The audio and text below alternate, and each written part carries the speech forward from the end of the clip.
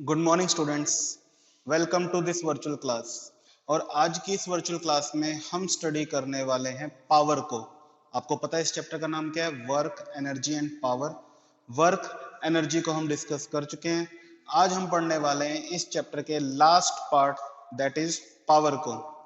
तो पावर की डेफिनेशन, बहुत छोटा टॉपिक है, आज ही ये कंप्लीट हो जाएगा। तो पावर की सबसे पहले डेफिनेशन, तो पावर की definition in term of machine की हम जानना चाहते हैं, या किसी पर्सन की, या फिर किसी सिस्टम की, एक ही तरह से चलेगी।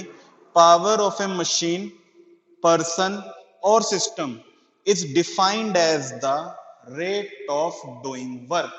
मीन्स कोई पर्सन है या कोई मशीन है, वो कोई ना कोई काम जरूर कर रही होगी, तो वो जितना काम कर रही है विद रिस्पेक्ट टू टाइम, उसकी फाइंड आउट होगी पावर। ओके, डेफिनेशन क्लियर है? इसकी एक डेफिनेशन और है, फेमस है। वर्क में also be defined as the rate of transfer of energy. Power की आपके पास एक डेफिनेशन और है, rate of transfer of energy. तो अगर आप इन दोनों डेफिनेशन को अगर ध्यान से देख रहे हो, तो आपको समझ में आ रहा होगा कि यहाँ पर सिंपल डेफिनेशन का जो पार्ट है वो तो सिर्फ और सिर्फ इतना ही है, रेट ऑफ डूइंग वर्क, और यू कैन से rate of transfer of energy. अब यहां पर जैसे कि मैं आपको पहले ही बता चुका हूं कि power work is equal to energy के इक्वल होता है। ठीक है, तो जब हम पावर का फॉर्मूला लिखेंगे तब हम ये भी लिख सकते हैं power is equal to energy by time, और हम ये भी लिख सकते हैं power is equal to work upon time.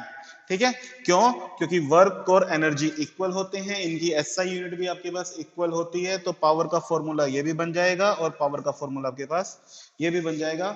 In symbolic form we can write E by T, और we can write W by T, और we can write W by T। एक बात और सुनो यहाँ पे ध्यान से, इंपॉर्टेंट है।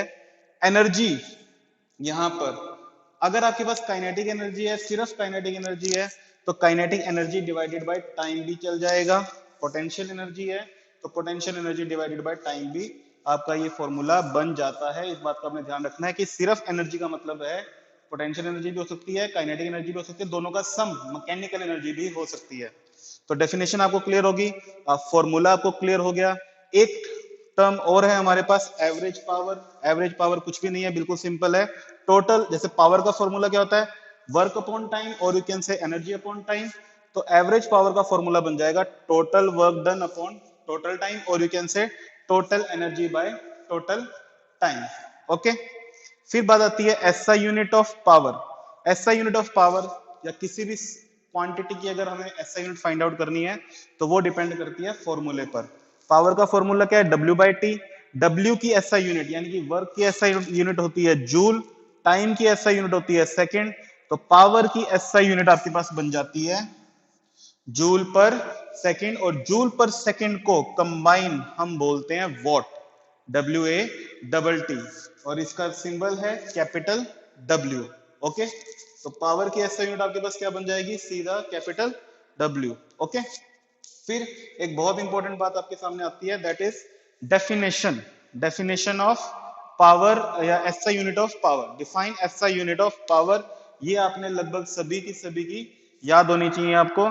तो 1 वॉट की डेफिनेशन आपके पास कैसे बनेगी? Power is said to be 1 watt if 1 joule of work is to be done for 1 second. देखो सीधी सी बात है, आपके पास पावर का फॉर्मूला है W बाई टी। तो 1 कब होगा? जब वर्क भी 1 जूल होगा और टाइम भी आपके पास 1 सेकेंड होगा, तभी तो आपके पास जूल पर second is equal to 1 watt बनेगा ना। तो जब वर्क डन 1 जूल है और टाइम भी आपके पास 1 सेकेंड है, तब हम बोलेंगे power is set to be 1 watt. तो यहां पर आपके पास पावर से रिलेटेड छोटी छोटी टर्म्स हैं, वो यहां पर आपको दी हुई हैं। आप इनका स्क्रीनशॉट ले सकते हो और इन्हें नोट कर सकते हो अपनी नोटबुक में। ओके, इनको नोट कर लीजिए।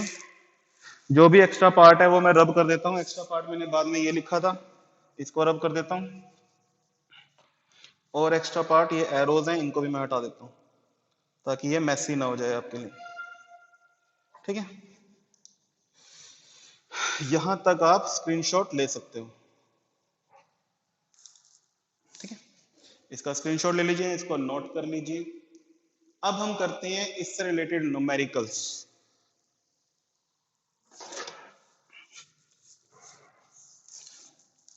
फर्स्ट न्यूमेरिकल हमारे पास रहेगा ये वाला फर्स्ट न्यूमेरिकल, इसकी स्टेटमेंट आप पढ़ सकते हो, ध्यान से देखो।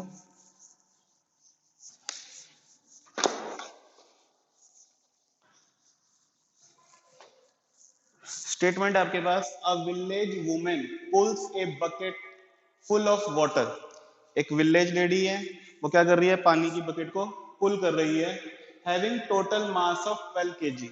जो बकेट है, बकेट का मास आपके पास क्या है, सॉल्यूशन 1, बकेट का मास आपको दे दिया 12 kg। From a well 20 metre deep, जो वेल की हाइट आपको दे दी, वो हाइट आपको दे दी है 20 मीटर। इन 1/2 मिनट, 1/2 मिनट यानी कि हाफ मिनट टाइम आपको दे दिया है, half minute. Calculate the work done by the women against the gravity and what is her power. ठीक है, हमें यहाँ पर दो क्वेश्चन के आंसर देने हैं, हमें वर्क डन फाइंड आउट करना है और हमें पावर भी फाइंड आउट करनी है इस लेडी की, इस विलेज वुमेन की। क्लियर है? तो बिल्कुल सिंपल है आपके पास, power work is equal to energy. ठीक है, और एनर्जी का फॉर्मूला यहां पर आपका अप्लाई हो जाएगा mgh। क्या अप्लाई हो जाएगा, mgh। अब यहां पर आपको इतना दिमाग लगाना पड़ेगा, ठीक है, क्योंकि मास आपको दिया हुआ है, आपको हाइट दी हुई है, तो energy work done is equal to energy is equal to potential energy, ये आप करोगे। ये बात आपने हमेशा हमेशा याद रखनी है, work is equal to kinetic energy is equal to potential energy. कई बार ये न्यूमेरिकल में आपका यूज होगा। ओके, तो यहां पर हमें पता लग गया कि वर्क के लिए हमें कौन सा फॉर्मूला यूज करना है, mgh करना है। तो मास 12, g की वैल्यू 10, हाइट हमें दी हुई है 20 मीटर। और आप ध्यान दीजिए यहाँ पर जो भी हमने यूज की है, 12 kg हमने यूज किया है, हाइट हमने 20 मीटर यूज किया है, और g की वैल्यू जो है ये भी हमने SI वाली यूज की है। तो यहाँ पर हम कैलकुलेशन कर सकते हैं, सीधा कैलकुलेट करेंगे यहाँ पर 0024, तो 2400 जूल यहां पर हमारे पास आ जाएगा वर्क, और यू कैन से एनर्जी। ठीक है, तो वर्क हमारे पास आ गया 2400 जूल। अब हमें निकालनी है पावर, तो पावर के लिए हम फॉर्मूला यूज करेंगे W/T। W की वैल्यू हमारे पास है 2400 जूल, टाइम हमें दिया हुआ है हाफ मिनट। अब यहां पर आपको ध्यान से देखना है कि जो टाइम हमें दिया हुआ है वो हमें हाफ मिनट दिया हुआ है, एसआई में नहीं दिया हुआ। अब हमें क्या करना है, इसे एसआई में कन्वर्ट करना है। तो हाफ मिनट का मतलब क्या होता है, सिंपल सी बात है, 30 सेकेंड। तो हम यहाँ पर क्या करेंगे, इसे 30 से डिवाइड कर देंगे, और ओवरऑल हमारा आंसर कितना आ जाएगा, 80 जूल पर सेकेंड, और यू कैन से 80 वॉट हमारे पास आंसर आ जाएगा। इस क्वेश्चन का आंसर मैं देख लेता हूं। जी हाँ, बिल्कुल ठीक है, हमारा आंसर 80 वोट। तो power work done 2400 joule, power 80 vote. Okay, first question हमारा कंप्लीट हो गया है। ओके, अब चलते हैं हम इसके सेकंड क्वेश्चन पे। आप इसका स्क्रीनशॉट ले सकते हो, इसका स्क्रीनशॉट ले लीजिए आप। ठीक है, इस बात का ध्यान रखना है कि work is equal to energy, energy is equal to, you can say kinetic energy is equal to potential energy, और कई बार उन दोनों का सम हो सकता है depending upon the numerical, numerical पे डिपेंड करेगा। ओके, तो चलिए, आई होप कि आपने इसका स्क्रीनशॉट ले लिया होगा। अब चलते हैं सेकंड क्वेश्चन पे। सेकंड क्वेश्चन देखिए, सेकंड क्वेश्चन हमारे पास है, a boy, young boy of mass 40 kg। मास आपको सॉल्यूशन नंबर 2, मास आपको दिया हुआ है 40 kg, runs up A staircase of 80 steps. एक स्टेयरकेस, इस तरह से एक सीढ़ियों पर ये मूव किया है, रन किया है इसने, और उसके अंदर जो नंबर ऑफ स्टेप्स हैं, number of steps is equal to 80 in 25 second. जो टाइम पीरियड यूज हुआ है, जो टाइम लगा है वो 25 सेकेंड लगा है।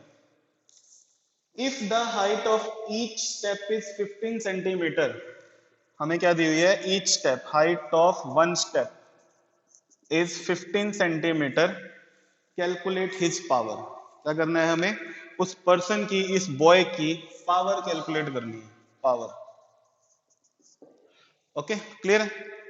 तो बिल्कुल सिंपल है क्वेश्चन, फिर से वही होगा इसके अंदर, पावर सबसे पहले W/T, आपको वर्क डन निकालना पड़ेगा और उसके बाद उसको टाइम से डिवाइड करना होगा। ओके, तो सबसे पहले हम यहाँ पर वर्क डन फाइंड आउट कर लेते हैं। वर्क डन अगेन मतलब यहाँ पर क्या हो जाएगा वर्क डन का, potential energy that is mgh। जब भी आपके पास हाइट से रिलेटेड क्वेश्चन होगा, जब भी आपके पास हाइट से रिलेटेड क्वेश्चन होगा, उस क्वेश्चन में वर्क डन मैक्सिमम टाइम और यू कैन से 99% टाइम इस तरह से होगा mgh। ओके, तो हमें मास गिवन है, हमें जी की वैल्यू इस क्वेश्चन में दी हुई नहीं है, लेकिन अगर नहीं दी हुई है तब भी आपने 10 ही यूज करनी है। एच आपको प्रॉपर नहीं दिया गया है, सिर्फ और सिर्फ ये बताया कि 80 स्टेप्स थे और हाइट ऑफ ईच स्टेप हमारे पास क्या है 15 सेंटीमीटर है। तो हमें टोटल हाइट फाइंड आउट करनी पड़ेगी। टोटल हाइट, टोटल हाइट हम फाइंड आउट करेंगे 80 इंटू 15, 1200, लेकिन ये क्या है सेंटीमीटर है, ये बात आपने ध्यान रखनी है। हम इसे एसआई में कन्वर्ट करेंगे तो क्या हो जाएगा 12 मीटर, ओनली 12 मीटर हमारे पास टोटल हाइट आ जाएगी। तो हम यहाँ पर वर्क डन फाइंड आउट करेंगे। वर्क डन के लिए हमारे पास फॉर्मूला है mgh 40 इंटू 10 इंटू 12, 4800 जूल। तो W हमारे पास कितना आ गया है 4800 जूल आ गया है। हमें निकालनी है पावर, तो पावर का फॉर्मूला है W बाई टी। W की वैल्यू 4800 डिवाइडेड बाई टाइम 25। इसे आपको सॉल्व करना है, इसे सॉल्व करने पर आपका आंसर आ जाएगा। सॉल्व करने के लिए थोड़ा सा हम अपना बेसिक मेथड यूज कर लेते हैं।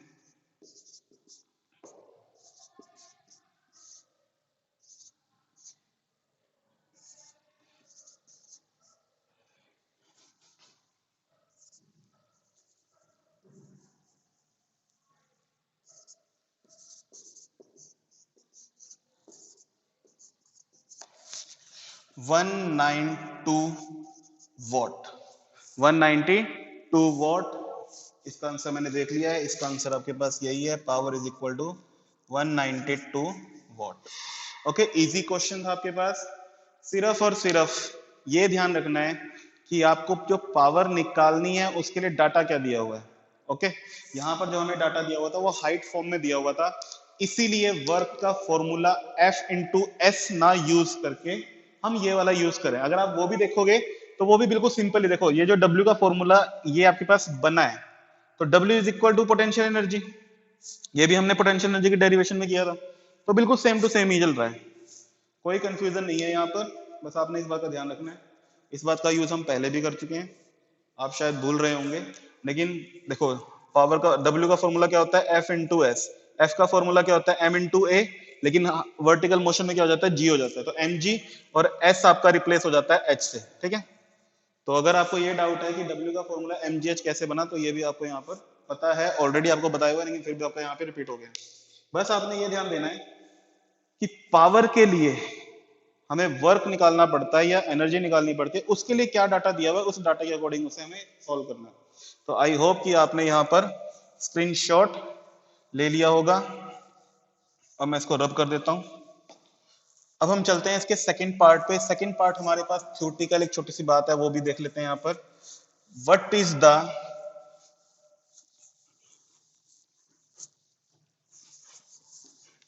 देखो ध्यान से सुनो, अभी हमने जो टॉपिक पढ़ा वो पढ़ा है पावर। पावर हमने पढ़ा है वर्क अपॉन टाइम और you can say energy upon time. Okay, clear. अब जो टॉपिक हम पढ़ने वाले हैं छोटा सा टॉपिक है, उसमें ये है, देखो एनर्जी, एनर्जी के बारे में हमने क्या पढ़ा है, capacity to do work is called energy, और एनर्जी की यूनिट हमने क्या पढ़ी है जूल, ये बात हमने पढ़ चुके हैं। एक छोटा सा टॉपिक हमारे पास है, what is commercial unit of energy. What is commercial unit of energy, यानी कि एनर्जी की कॉमर्शियल यूनिट क्या है। कॉमर्शियल का मतलब होता है जो डेली लाइफ में हम यूज करते हैं। तो डेली लाइफ में कॉमर्शियली हम एनर्जी की जो यूनिट बोलते हैं यूज करते हैं, that is kilowatt hour, that is kilowatt hour. आपके पास सिंपल एक 1 मार्क्स में क्वेश्चन आएगा, व्हाट या राइट और यू कैन से define commercial unit of energy. तो जब वो बोलेंगे कि सिर्फ और सिर्फ लिख के दो राइट, तब आपने क्या करना है, सिर्फ और सिर्फ KWH, इसे क्या बोलते हैं किलो वॉट आर, ठीक है, किलोवाट आर बोलते हैं। और इसकी डेफिनेशन भी बनती है, वो डेफिनेशन आपके पास क्या है वो मैं आपको बता देता हूं।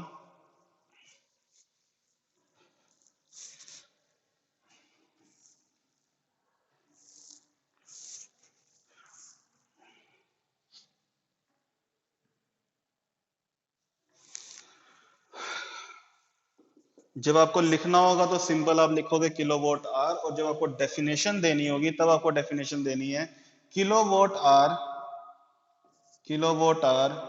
इज द एनर्जी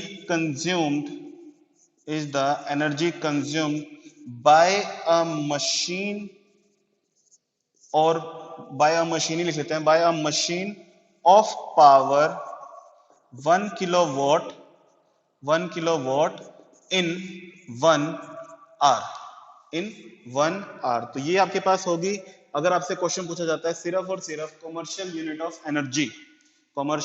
एनर्जी तब होगा सिर्फ और सिर्फ किलोवाट आवर। और अगर आपसे पूछा जाता है डेफिनेशन ऑफ 1 किलोवाट आवर, तब आप लिखोगे kilowatt hour is the energy consumed by a machine of power 1 kilowatt in 1 hour. Okay, तो ये रहने वाला है आपके पास एक छोटा सा टॉपिक। अब हम ये समझ लेते हैं कि जो एनर्जी की यूनिट है वो किलोवाट आवर कैसे आई। एनर्जी की जो यूनिट आपके पास है वो जूल से सिर्फ और सिर्फ किलोवाट आवर कैसे आई है। और किलोवाट आवर के अंदर भी आपको समझना होगा कि किलोवाट आवर जो है ये 3 क्वांटिटी को रिप्रेजेंट नहीं करता है, और बल्कि सिर्फ और सिर्फ 2 क्वांटिटी को रिप्रेजेंट करता है। कैसे करता है, ध्यान से समझो इसे, आपने ध्यान से समझना है। यहां तक स्क्रीनशॉट आप ले लो। इसके बाद आपने ये समझना है कि जो एनर्जी की यूनिट है, एनर्जी की कॉमर्शियल यूनिट, ये कैसे बनी। तो यूनिट तो हमेशा फॉर्मूले से बनती है। इसका मतलब क्या है, एनर्जी का एक और फॉर्मूला भी हमारे पास होना चाहिए। तो एनर्जी का कौन सा फॉर्मूला हमारे पास है, वो है ये वाला। एक्चुअली में ये फॉर्मूला तो पावर का है, power is equal to energy by time, लेकिन हम इसे चेंज कर सकते हैं, energy is equal to power into time. यानी कि इस टाइम को यहां पर अगर हम मल्टीप्लाई कर दें तो एनर्जी का फॉर्मूला क्या बन जाएगा, पावर इनटू टाइम। भी आपके पास एनर्जी का फॉर्मूला होता है। अब पावर अगर हम, ऐसा यूनिट तो वोट है, लेकिन वोट में ना लेके सपोज करो हम किलो वोट में ले लेते हैं।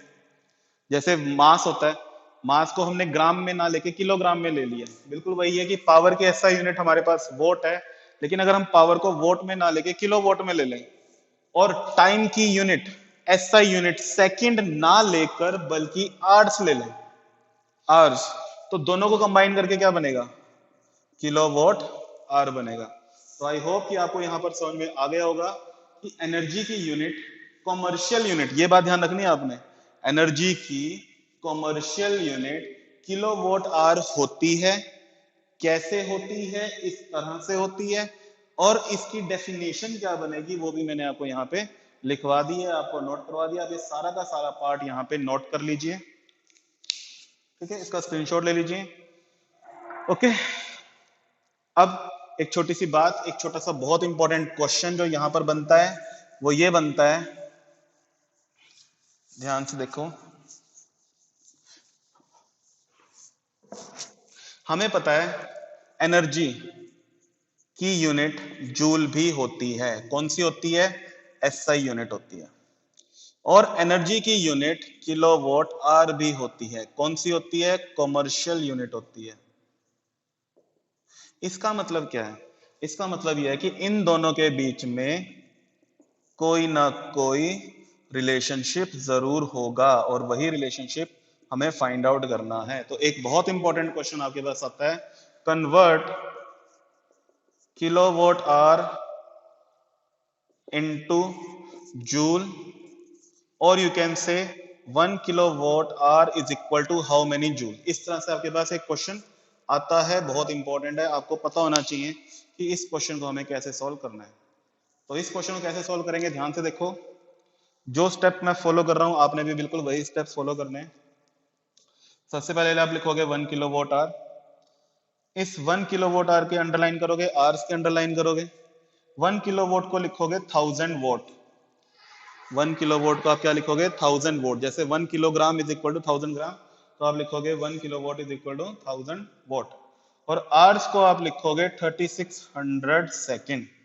क्या लिखोगे, 3600 सेकेंड। अब आप इस क्वांटिटी को मल्टीप्लाई करोगे तो क्या बन जाएगा 3600,000 WS, ये बन जाएगा आपके पास। और जब आप इसे स्टैंडर्डाइज फॉर्म में कन्वर्ट करोगे तो ये बनेगा 3.6 इंटू 10⁻⁶ वॉट सेकेंड। अब इस 1 वॉट को हम क्या लिख सकते हैं, we know that 1 watt is equal to 1 joule पर सेकेंड। तो हम यहाँ पे लिखेंगे 3.6 इंटू 10⁻⁶ जूल पर सेकेंड इंटू सेकेंड। ये सेकेंड से ये सेकेंड कट जाएगा और आपका पूरा का पूरा ये वाला आंसर यहां पर आ जाएगा। Means 1 kilowatt hour is equal to 3.6 into 10⁻⁶ joule. इसको आपने हमेशा हमेशा याद रखना है। ओके, करने का तरीका मैंने आपको बता दिया है, या तो इस तरह से आएगा या फिर इस तरह से आएगा। सॉल्यूशन आपके पास ये रहेगा। ओके, इसका भी आप स्क्रीनशॉट ले लीजिए। लास्ट छोटी सी टर्म आपने याद रखनी है, ये न्यूमेरिकल पर्पस के लिए मैं आपको बता रहा हूं। अभी हमने ये डिस्कस किया है कि commercial unit of energy is kilowatt hour, ठीक है, commercial unit of energy is kilowatt hour. इस किलोवाट आवर को भी हम एक सिंपल नाम से जानते हैं, शायद आप लोग भी जानते हो या फिर आपने अपने घर वालों के मुंह से तो बहुत बार सुना होगा। वो नाम क्या है, वो नाम है आपके पास 1 kilowatt hour is equal to 1 unit. 1 kilowatt hour is equal to 1 unit. आपने बहुत बार सुना होगा अपने घर वालों के मुंह से कि इस साल या इस महीने इतनी यूनिट हमारी बिजली कंज्यूम हुई है। तो जो वो 1 यूनिट होता है, वो 1 यूनिट किसे रिप्रेजेंट करता है, 1 यूनिट 1 किलोवाट आवर को रिप्रेजेंट करता है। सपोज करो आपके घर में 1000 यूनिट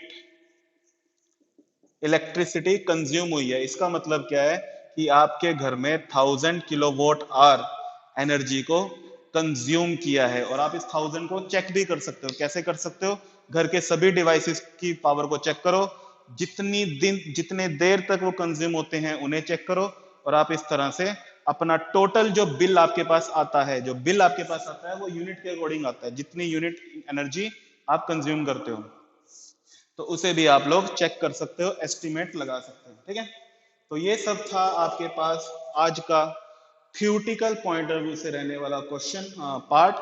एक क्वेश्चन ये रह गया, ये क्वेश्चन इस फॉर्मूले के बेसिस पर होगा, एनर्जी, और एनर्जी का फॉर्मूला यूज होगा पावर इनटू टाइम। ठीक है, और एक बात मैं आपको और बता दूं, जब भी आप इस पर्टिकुलर टॉपिक से रिलेटेड क्वेश्चन करोगे, इस क्वेश्चन के अंदर वो बात आ जाएगी, मैं आपको बता दूंगा उसके अंदर। जब भी आपके पास क्वेश्चन होगा और वो इस कैटेगरी के अकॉर्डिंग होगा, जैसे ये क्वेश्चन आपके पास आया हुआ है, थर्ड क्वेश्चन, इस क्वेश्चन के साथ साथ ही करा दूंगा मैं आपको। An electric iron of power 1500 what, हमें दिया हुआ है 1500 वॉट, और ये आपके पास क्या है 101% पावर ही है, इज यूज फॉर 12 आवर्स, जो टाइम है वो कितना है 12 आवर्स है डेली, एक दिन में, eight a dry cleaning establishment, यानी कोई ड्राई क्लीन की शॉप है, उसके अंदर एक 1500 वॉट की इलेक्ट्रिक आयरन यूज होती है 12 घंटे एक दिन में। Calculate the unit of energy consumed in 1 day, हमें कैलकुलेट करना है, क्या करना है, यूनिट ऑफ एनर्जी। इसका मतलब क्या है आपको समझना है, जब भी आपके पास आंसर यूनिट में होगा या यूनिट में मांगा गया है, या फिर आपके पास energy consumed in term of electricity bill, आपको हिंट मिल जाएगा क्वेश्चन से कि किस तरह का क्वेश्चन आने वाला है। उस केस में आपने ध्यान रखना है, power must be in kilowatt और time must be in hours. Clear हो रही बात आपको? ओके, तो आपको समझ में आ गया जो मैं यहाँ पे आपको समझाना चाह रहा था, कि जो पावर होगी वो किलोवाट में होगी और जो टाइम होगा वो आवर्स में होगा। यहाँ पर जो टाइम हमें दिया हुआ है वो आवर्स में दिया हुआ है, इसीलिए इस टाइम को सेकंड में चेंज नहीं करना है। सबसे इंपॉर्टेंट बात है, अगर आप इसको सेकंड में चेंज करने लग जाओगे तो इस क्वेश्चन की कैलकुलेशन बहुत मुश्किल हो जाएगी आप लोगों के लिए। दूसरा जो पावर आपको दिया हुआ है वो वॉट में दिया हुआ है, हमें इसे किलो वॉट में चेंज करना है। किलो वॉट में चेंज करने के लिए वही कंसेप्ट लगेगा जो किलोग्राम से ग्राम में लगता है। अब यहाँ पर वॉट है, ग्राम में है एक तरह से, किलो वॉट में चेंज करना है, किलोग्राम में कन्वर्ट करना है, 1000 से डिवाइड करोगे तो क्या बन जाएगा 1.5 किलो वॉट। और हमें क्या करना है, एनर्जी कंज्यूम फाइंड आउट करनी है। तो एनर्जी कंज्यूम का फॉर्मूला यूज होगा पावर इंटू टाइम, 1.5 इंटू 12। तो यहां पर 0, 3, 2, 6, 18 किलोवाट आवर, और यू कैन से 18 यूनिट्स। तो देखो ध्यान से, आपको समझ में आ रहा है क्वेश्चन? जो मैंने अभी को बिल का एक आइडिया दिया था कि अगर किसी की दुकान में एक मशीन लगी हुई है और इतने घंटे तक वो ऑपरेट होती है तो इतनी यूनिट वो एक दिन में कंज्यूम कर रही है। 30 डेज में कितनी करेगी, मल्टीप्लाई बाय 30, और 30 के अकॉर्डिंग ही उसका बिल आ जाएगा। ओके, तो एक बार टाइम देख लेते हैं। 25 मिनट्स हुए हैं। 25 मिनट का हम एक क्वेश्चन और यहां पर कर सकते हैं। तो आज हमने क्या करा है, पावर की थ्योरी पार्ट को पढ़ लिया, पावर के दो न्यूमेरिकल देख लिए, पावर के अंदर ही एक अलग टॉपिक अलग तरीके से रिप्रेजेंट होता है हमने देख लिया, that is energy consumed, commercial unit of energy consumed. Kilowatt hour हमने देखा, किलोवाट आवर को हमने जूल में भी कन्वर्ट करना सीखा, सब कुछ हमने इस वीडियो में देख लिया है। तो एक न्यूमेरिकल और देख लेते हैं लास्ट, और उसके बाद इस वीडियो को खत्म करते हैं, फिनिश करते हैं।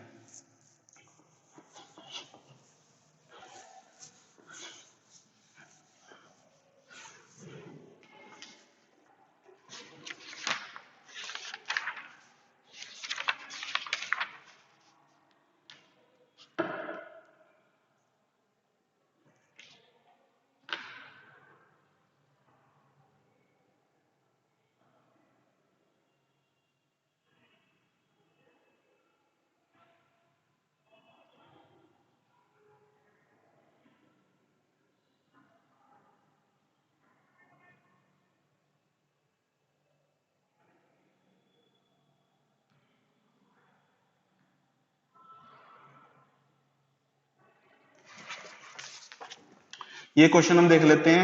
If an electric iron of 1200 watt is used for 30 minutes every day, find the electric energy consumed in the month of April।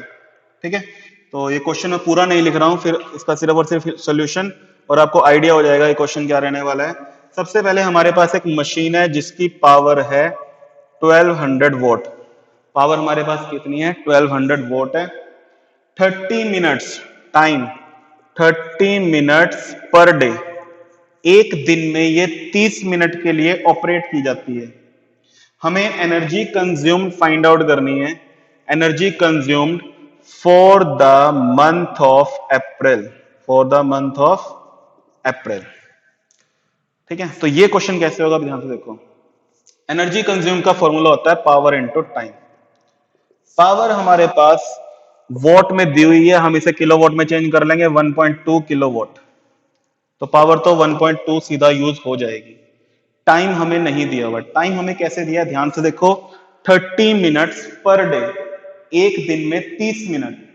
30 minute का मतलब यहां पर कितना हो जाएगा, 0.5 आवर्स या फिर 1/2 आवर्स, आधे घंटे के लिए यूज होती है 0.5 आवर्स। लेकिन हमें बताना है अप्रैल मंथ के लिए, यानी कि अब हमें क्या करना पड़ेगा, टोटल टाइम निकालने के लिए उसे डेज से मल्टीप्लाई करना पड़ेगा। और डेज भी यहां पर हमें डायरेक्ट नहीं दिए गए हैं, हमें हिंट दिया गया है अप्रैल मंथ। तो अप्रैल मंथ में कितने दिन होते हैं वो आप देख लीजिए, 30, और 30 के अकॉर्डिंग आप यहां पर इसको करोगे तो total time in hours for April month, तो 0.5 पर डे। अप्रैल मंथ में 30 डेज होते हैं, 10, 0 से 0, टोटल 15 आवर्स। तो 1.2 इंटू 15, इसे आप सॉल्व करोगे आपका आंसर आ जाएगा। यहां पे रखेंगे 10, ये हो जाएगा आपके पास 6, ये हो जाएगा 5, ये हो जाएगा 3, ओवरऑल 18 किलोवाट आवर, और यू कैन से 18 यूनिट, 18 किलोवाट आवर, और यू कैन से 18 यूनिट आपके पास इस तरह से आ जाएगी एनर्जी कंज्यूम्ड। ओके, अब इसी क्वेश्चन के अंदर अगर मैं एक एडिशनल पार्ट ऐड कर दूं, calculate the electricity bill, calculate the electricity bill if cost of 1 unit is ₹5। ठीक है, ये लाइन अगर इसके अंदर ऐड हो जाए, आप ऐसे क्वेश्चन देखोगे, मुझे इसमें मिल नहीं रहे हैं, मैं भी कब आगे हूं इसके अंदर, इतना टाइम हमें यहाँ पे नहीं लगाना है। तो जैसे आप एनर्जी कंज्यूम फाइंड आउट कर लेते हो, एक एडिशनल क्वेश्चन आपका ये बन सकता है कि अगर आपको 1 यूनिट की प्राइस दे रखी है, 1 यूनिट बिल की प्राइस आपको दे रखी है, तो टोटल एनर्जी कंज्यूम की प्राइस क्या होगी। जैसे मान लो आपने यहाँ पर टोटल एनर्जी कंज्यूम्ड निकाल लिया है 18 यूनिट, उसके बाद सिर्फ और सिर्फ आपको 2 स्टेप्स में क्या करना है, कॉस्ट ऑफ 1 यूनिट इज ₹5, ₹5। तो कॉस्ट ऑफ 18 यूनिट क्या हो जाएगी, 5 into 18 दैट इज ₹90, यानी कि ₹90, ₹90 की बिजली यूज हुई है, इसका मतलब ये हो जाएगा। तो आपको बस ध्यान रखना है कि यूनिट में कन्वर्ट करने के बाद आपके पास एक क्वेश्चन ऐसा आ सकता है जिसमें आपसे पैसे पूछे जाएंगे, कॉस्ट पूछी जाएगी इलेक्ट्रिसिटी कंज्यूम की, तो वो आप उसे यूनिट से मल्टीप्लाई करके बता सकते हो। तो बच्चों आज हमने अपना ये चैप्टर थ्योरेटिकली लगभग फिनिश कर दिया है। अब जो भी होगा वो क्वेश्चंस के थ्रू हमारे पास आएगा, मिसलेनियस क्वेश्चन हम पढ़ेंगे, न्यूमेरिकल पढ़ेंगे, थ्योरेटिकल भी पढ़ेंगे। तो उस तरह से तो ये क्वेश्चन चैप्टर एक दिन का और है, अदरवाइज ये चैप्टर आपका इस वीडियो के साथ थ्योरेटिकली फिनिश हो जाएगा। और इसी के साथ आपका जो एग्जाम पॉइंट ऑफ व्यू से रहने वाला पार्ट है वो भी आपका फिनिश हो जाएगा। जो भी अब दूसरा पार्ट हमारा रह गया है वो सिर्फ और सिर्फ हम नॉलेज के लिए पढ़ेंगे, एग्जाम पॉइंट ऑफ व्यू से नहीं पढ़ेंगे। तो एग्जाम पॉइंट ऑफ व्यू से सिर्फ और सिर्फ आपका इतना ही है। अप्रोक्सीमेटली आपका 9th क्लास का सिलेबस फिनिश हो गया है। तो आप प्रैक्टिस करते रहिए, पढ़ते रहिए, जो भी आपके डाउट्स आते हैं वो डाउट लिंक सेशन में आप पूछते रहिए। ठीक है, आपको नंबर मेरा पता ही है, आप उस पर फोन करके अपने डाउट पूछ सकते हैं। प्लीज प्लीज कनेक्ट होइए मुझसे, जो बच्चे अभी तक कनेक्ट नहीं हुए हैं। ओके, तो आई होप कि आपकी वीडियो, आज की वीडियो लेक्चर आपको समझ में आया होगा, आपको कुछ ना कुछ समझ में आया होगा, आपको फायदा होगा। इसी के साथ थैंक यू वेरी मच।